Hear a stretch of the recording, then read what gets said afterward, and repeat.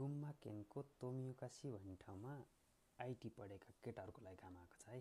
चाहिँ कस्तो काम भन्दा चाहिँ किकाइमा गएर कोडिङ गर्ने काम। खान्छन् नि आइटी पढेको र कोडिङ गर्न चाहने हैन, अनि मेसिनमाहरू चाहिँ जितारी सावतारी गर्नु मन लाग्ने, कोडिङ गर्न मन पर्ने केटाहरूको लागि चाहिँ काम आएको छ। सिसोक तिनसोकको सबैलाई ओके छ।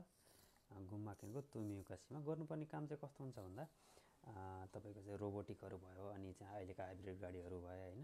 यी गाडीहरूको इम्पोर्टेन्ट पार्टहरू बनाउनको लागि चाहिँ पहिला मेसिनमा गएर चाहिँ कोडिङ गर्नु पर्यो त्यो पार्ट बनाउनको लागि। अनि त्यो कोडले चाहिँ काम गर्छ कि गर्दैन भनेर चाहिँ त्यो कोड अनुसार एउटा सामान बनाउनु पर्यो।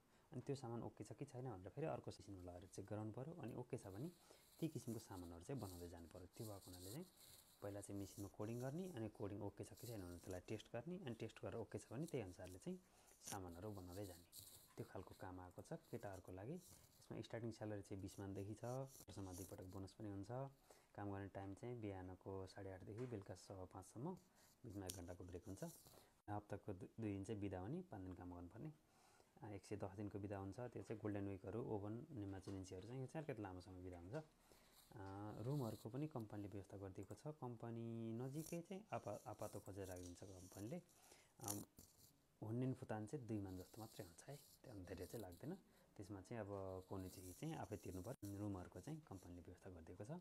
गर्न चाहनुहुने दान्छेहरू कोही हुनुहुन्छ भने रेन्डा गर्न सक्नुहुन्छ। मलाई फेसबुकमा नवीन मानवीय भनेर मेरो आइडी छ, रेन्डा गर्न होला। अहिले 5 जना जस्तो दान्छेहरू चाहिएको छ है। रेन्डा कोही गनेगाइसमास।